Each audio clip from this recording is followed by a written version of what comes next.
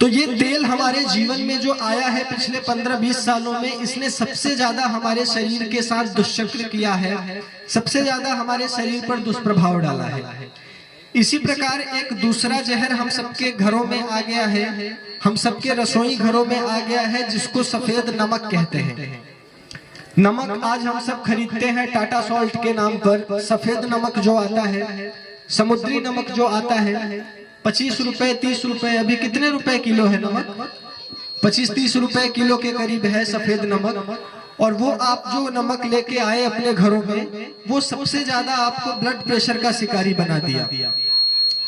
Blood pressure का शिकारी नमक कैसे बना दिया कि आपको वो नमक बेचने के लिए डॉक्टरों का सहारा लेना पड़ा, और डॉक्टरों के सहारे आपको ये कहलवाया गया कि अगर आपके शरीर में आयोडीन की कमी है तो आपको घेंघा रोग हो सकता है, और वो घेंघा रोग दूर अगर आपको करना है तो आयोडीन युक्त नमक खाना पड़ेगा। और डॉक्टरों के कहने से, वैज्ञानिकों के कहने से हम सब ने वो नमक अपने घर पर लेके आया, और वो नमक घर पे लाने से हम सबको ब्लड प्रेशर हुआ ये हमको मालूम ही नहीं है।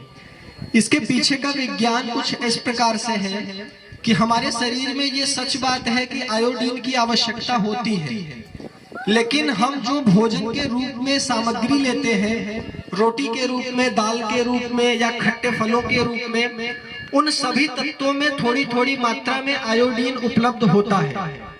लेकिन ये जो आयोडीन युक्त नमक के नाम पर हम लोगों ने सफेद नमक अपने घर पर लाया, ये आवश्यकता से अधिक हमारे शरीर में आयोडीन कर देता है। और आवश्यकता से अधिक कोई चीज हो जाने पर आप जानते हैं रोग ही बनती है, और ब्लड प्रेशर आपके शरीर में सबसे ज्यादा बनना शुरू हुआ। और थोड़ी देर पहले मैंने आपको बताया कि वो ब्लड प्रेशर ही आपको हृदयघात की तरफ लेकर जाता है। ये नमक बेचने के लिए जरूरत क्या पड़ी विदेशी कंपनियों को, उस पर भी थोड़ा मैं आप सबको बताना चाहता हूँ। आप सब जानते हैं हमारे देश में 5 प्रकार के नमक बनते हैं। सेंधा नमक होता है, काला नमक होता है, बीड नमक होता है, समुद्री नमक होता है, और एक फेना नमक होता है। ये 5 प्रकार के नमक हम सबके भारत में बहुत अधिक मात्रा में उपलब्ध है। अगर आप देखना चाहें तो गुजरात में चले जाइए, अगर आप देखना चाहें तो महाराष्ट्र में चले जाइए, आप देखेंगे कि समुद्र का जल स्तर जब बढ़ता है और ज्वार भाटा जब आता है, जब ज्वार आता है और समुद्र की लहरें आगे बढ़ते हुए जाती हैं, तो किसानों ने छोटे छोटे मेड़ बनाए रखे हुए हैं। उस मेड़ में समुद्र का पानी और फेन इकट्ठा होता है, और फिर वो सूर्य के ताप से पानी वाष्पीकृत हो जाता है, और समुद्र के पानी में जो घुला हुआ नमक है वो हमें नमक के ढेले के रूप में प्राप्त हो जाता है।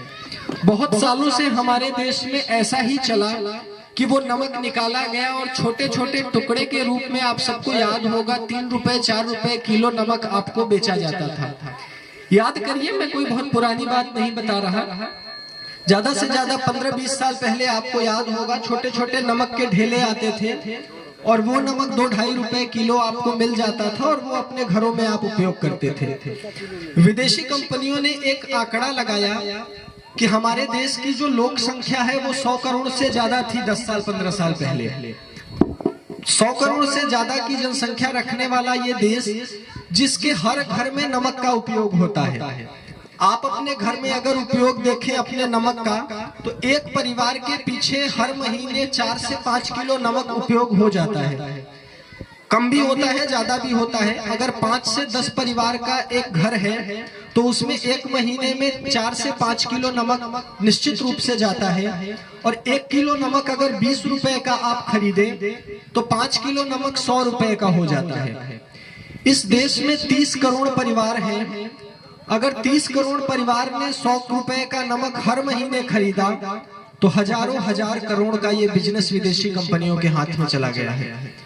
और आप अगर देखें तो कुछ गिनती के 2-4 कंपनियां हैं जो नमक बना के आपको बेचती हैं।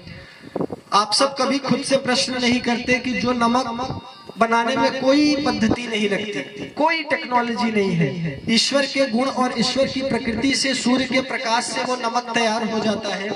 विदेशी कंपनियों ने इसको भी गोरा और साफ बनाकर सफेद सफेद नमक के रूप में आपके घरों में परोसा और आपको तला तलाया बना बनाया पैकेट का नमक मिल गया और आपने अपने जीवन में उसको उपयोग करना शुरू कर दिया।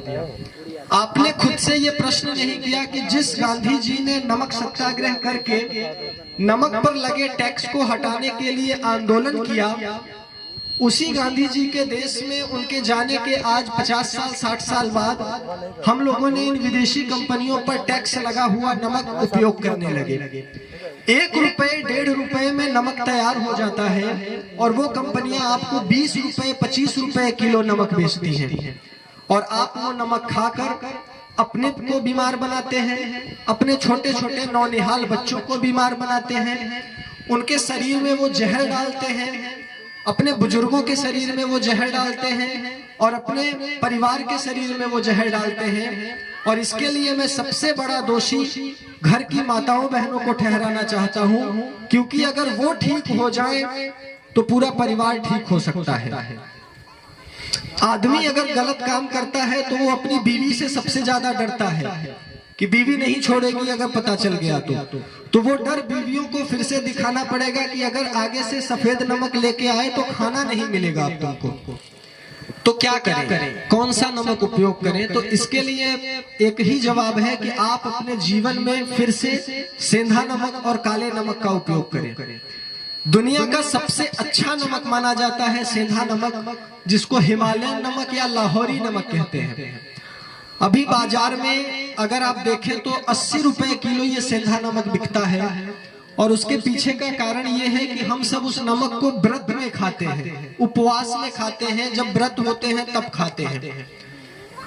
इसलिए ये नमक महंगा हो गया क्योंकि इसकी आवश्यकता और भरपाई कम हो गई। जब किसी चीज की डिमांड कम हो जाती है तो उसकी कीमतें भी बढ़ जाती हैं। अगर डिमांड ज्यादा हो जाए तो बहुत कम मार्जिन और बहुत कम प्रॉफिट पर भी व्यापार शुरू किया जा सकता है नमक का। और अगर इस सेंधा नमक का होलसेल रेट आप अगर जानना चाहें तो ये 20-22 रुपए किलो आपको नमक मिल जाता है।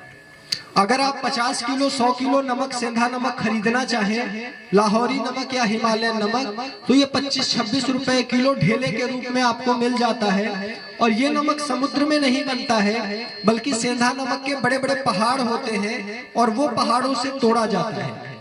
अगर रात का समय होता, प्रोजेक्टर होता, तो मैं आपको दिखाता कि कितने बड़े बड़े पहाड़ों से टूट के वो नमक आता है। गुलाबी कलर का होता है, यही सेंधा नमक की सबसे अच्छी पहचान होती है।